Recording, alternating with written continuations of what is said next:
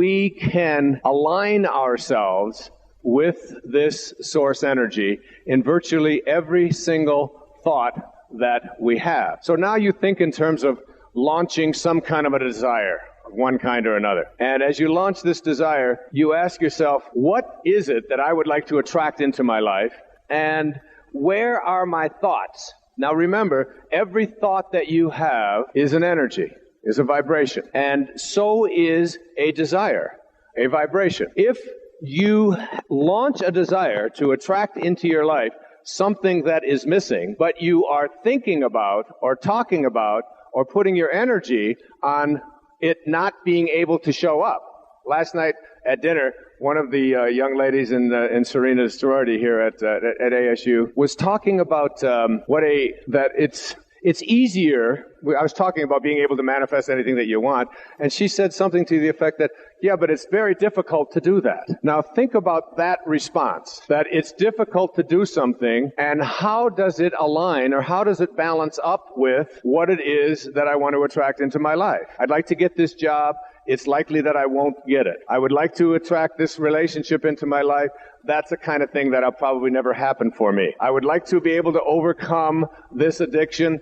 Overcoming addictions is an impossibility. Whatever it might be that you are launching as a desire has an energy to it, usually a very high energy, a very high frequency. And then you have to now begin to look at what every single time that you have a thought that is inconsistent with that, this is called resistance. And Abraham speaks about this absolutely brilliantly in Ask and It Is Given, and gives some very specific, I've never seen a book that is clearer on how to get yourself to this place where you can match this up. Now, the ultimate matchup is with Source, because Source energy is the energy that is all providing. Here's how Jesus speaks as the supposed, quote, author of A Course in Miracles. Here's the speaking of the author of the Course. If you want to be like me, I will help you, knowing that we are alike. If you want to be different than me, I will wait until you change your mind. So what I'm asking you to do is look at,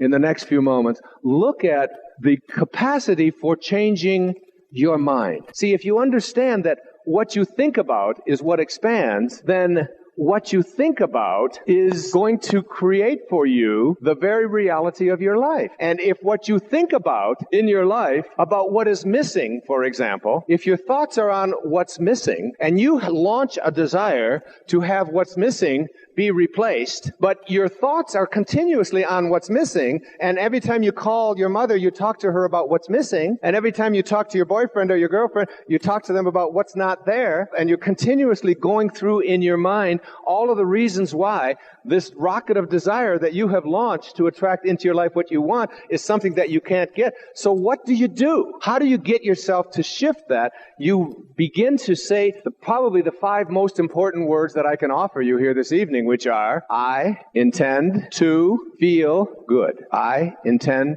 to feel good. I intend to feel good. I want to feel good. Now, when you say, I want to feel good, I'm suggesting to you here that you understand what this word good means. If you go to the Gnostic Gospels that were discovered in Upper Egypt in 1945 in a place called Nag Hammadi, the Gospels that never got into the Bible, the Gospels that in 4th century by a man who was the Emperor Constantine, who was also the Pope and in charge of everything. And he decided by convening this Council of Nicaea that what was going to be in the Bible, in the New Testament, from now on, and that anything else that had been in there up until then would be discarded, would not be allowed. So here comes this council, and they take the Gospel of Mary Magdalene and the Gospel of St. Thomas, 2 Gospels that were written at the time that Jesus walked on the planet by the people who were most close to Jesus at that time. When they backdate it, when they carbon tested and carbon dated, they discover that Mary Magdalene in her gospel, which I have read, never refers to God as God, refers to God always as the good, as did Plato, the good.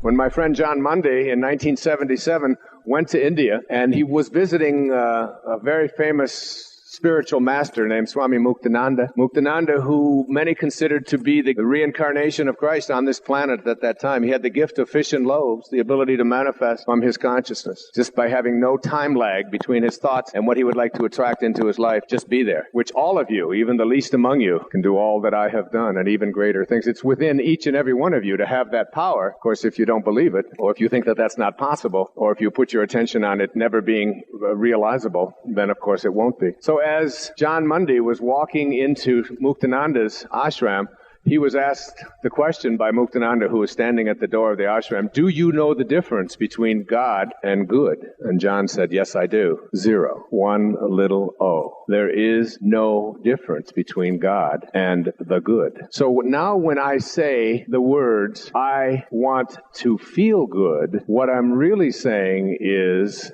I want to feel God. And when you say, I want to feel God, and you have launched this rocket of desire over here, but your thoughts are over here, and there's this huge imbalance between what it is you want to attract and what you think about all day long. Because you may be thinking about what's missing, and you may be thinking about what always has been, and you may be thinking about just what is. Look, one of the things that Maslow taught me as one of his students, as a very young man, as a doctoral student, was that self-actualizing people are people who never, ever put their attention on anything other than what they intend to create. That's the difference between people who live at ordinary consciousness and these highly functioning people. That you'll never hear them talk about or think about or contemplate within them the impossibility of things. The fact that it probably won't work out.